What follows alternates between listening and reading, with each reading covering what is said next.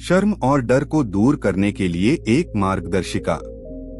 हम में से बहुत से लोग इतनी बार शर्म या भय की स्थिति में होते हैं कि हमें अक्सर यह एहसास ही नहीं होता कि वे वहां भी हैं। शर्म और डर हमारे अधिकांश जीवन में इस हद तक व्याप्त है कि शायद ही कभी समझा जा सके, इसलिए हमारे दिन उन्हीं के इर्द गिर्द घूमते हैं। शर्म और डर के कुछ उदाहरण जो काफी सामान्य हैं। हम अपने आप से या अपने शरीर से नाखुश हैं और हम कैसे दिखते हैं या कैसे हैं इसे लेकर शर्म की भावना महसूस करते हैं। हम काम टाल देते हैं या ध्यान भटकाने में खो जाते हैं और उस आलस्य या ध्यान की कमी को लेकर शर्मिंदगी महसूस करते हैं। हम व्यायाम, ध्यान, लेखन, जर्नल पढ़ना या खाना उतना अच्छा नहीं लेते जितना हम चाहते हैं और इन विफलताओं पर शर्म महसूस करते हैं। हम अपने प्रियजनों को उतना नहीं बुलाते जितना हम चाहते हैं और इससे शर्मिंदगी महसूस होती है। हम अज्ञात से डरते हैं और इसलिए हम अपने जीवन में अनिश्चितता को लेकर तनावग्रस्त रहते हैं। अगर हमें कोई प्रेजेंटेशन या भाषण देना होता है तो हमें घबराहट महसूस होती है और इसलिए हम और भी बुरा करते हैं और इसके बारे में शर्म महसूस करते हैं या जितना हम कर सकते थे उससे कम आनंद लेते हैं। हम इस तरह की स्पष्टता के परिणामों के डर से सच नहीं बोलते हैं या कठिन बातचीत नहीं करते हैं। असुविधा के डर या अभिभूत होने के कारण हम कठिन कार्यों या परियोजनाओं से दूर हो जाते हैं। हम आगामी यात्राओं, बैठकों, पार्टियों, परियोजनाओं के बारे में इस डर से तनाव में रहते हैं कि यह कैसे होगा। इसलिए हम डर के कारण हमें वह कार्य करने से रोकते हैं जो हम चाहते हैं या उन कार्यों को कम आनंददायक बना देते हैं। हम शर्म को अपने और अपने जीवन के बारे में बुरा महसूस कराने की अनुमति देते हैं, जिससे हमारी खुशियां और रिश्ते खराब होते हैं। यदि आप शर्म से मुक्त हो जाएं तो कैसा होगा? यदि आप भय से मुक्त हो तो आप कैसे कार्य करेंगे? ये केवल बेकार के प्रश्न नहीं हैं। एक क्षण रुककर उन पर विचार करें। वे हमें यह कल्पना करने की अनुमति देते हैं कि हम बिना शर्म और भय के कौन हो सकते हैं। कल्पना करें कि आपको डर महसूस नहीं हुआ। मैं यह नहीं कह रहा कि यह संभव है, लेकिन कल्पना करें। आप अलग तरीके से कैसे कार्य करेंगे? मेरे लिए मैं अपने व्यवसाय में अधिक जोखिम उठा सकता हूँ, उन क्षेत्रों में आगे बढ़ सकता हूँ जिनसे आमतौर पर मुझे डर लगता है। मैं अधिक सहजता और आत्मविश्वास के साथ सार्वजनिक भाषण दे सकता हूँ। मैं कठिन बातचीत को टालने के बजाय खुले तौर पर और प्यार से करूँगा। मैं भविष्य के बारे में कम जोर दूंगा और अधिक भरोसा करूँगा। कल्पना कीजिए कि शर्म के बिना आपका जीवन कैसा होगा। आपने जो पहले ही किया है उसके बारे में बुरा महसूस करने के बजाय आप बस उस समय जो घटित हो रहा है उसमें उपस्थित रह सकते हैं। आप अपने या अपने शरीर के बारे में शर्म महसूस करने के बजाय जो हैं उसमें खुश रह सकते हैं।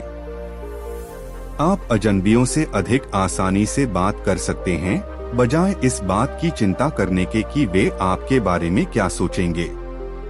हो सकता है कि आप कुछ वर्कआउट सत्र या ध्यान, स्वस्थ भोजन, जर्नलिंग आदि मिस कर दें और गड़बड़ करने के लिए खुद को परेशान किए बिना बस फिर से शुरू कर दें। शर्म और डर के बिना जीवन अधिक सहज, अधिक शांतिपूर्ण, अधिक आत्मविश्वासी और भरोसेमंद होगा।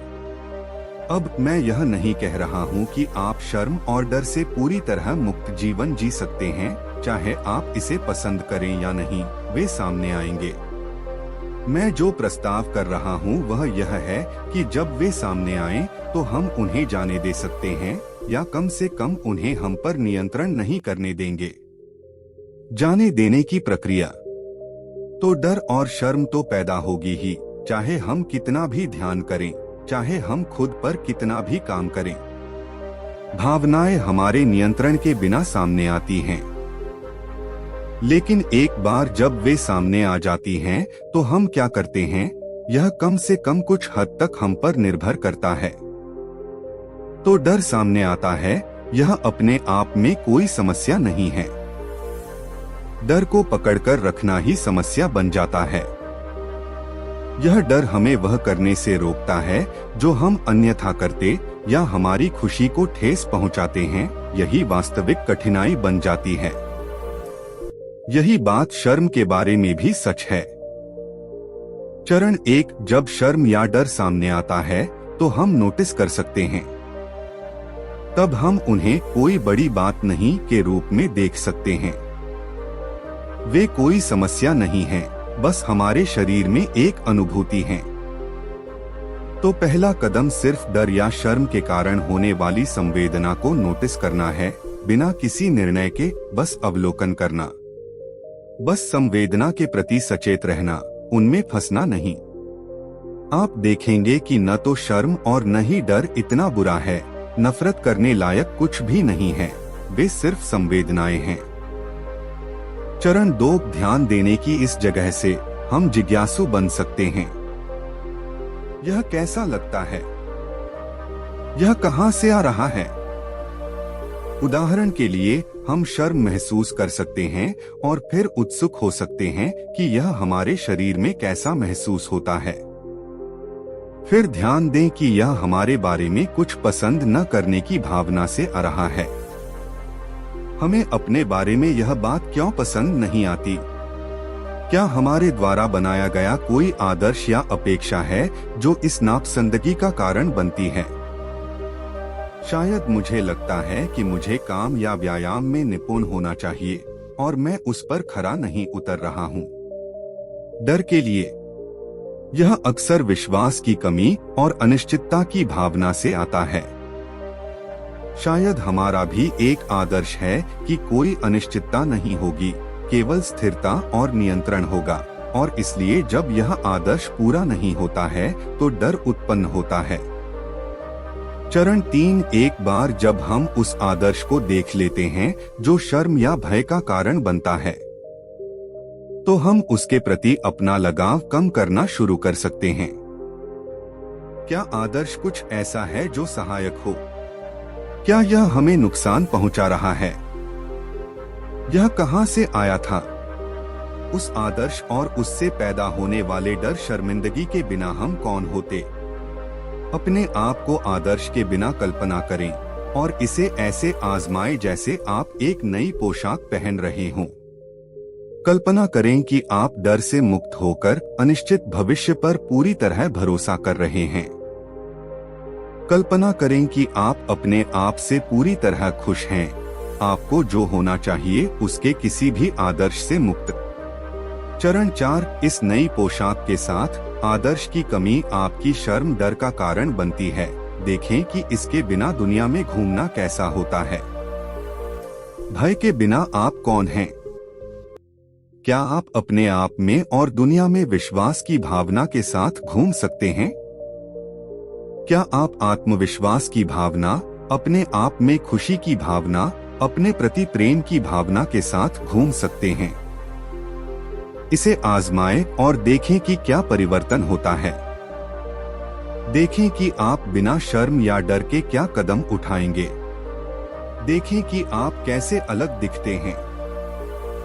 निःसंदेह यह कोई सरल या सीधी प्रक्रिया नहीं है। यह अपनी उंगलियां चटकाने जितना आसान नहीं है, लेकिन आप इसे आजमा सकते हैं और अभ्यास कर सकते हैं। धीरे धीरे आप उस चीज को छोड़ने में सक्षम हो सकते हैं जो आपको परेशान कर रही है, और इस क्षण में उस सुंदरता को देखना शुरू कर सकते हैं जो तब मौजूद होती है जब हम रास्ते में आने वाली चीजों को जाने देते हैं। अगर आपको ये कहानी अच्छी लगी तो हमारे चैनल को सब्सक्राइब करें और वीडियो को लाइक करें और कमेंट में लिखें नामो बुढ़ाया।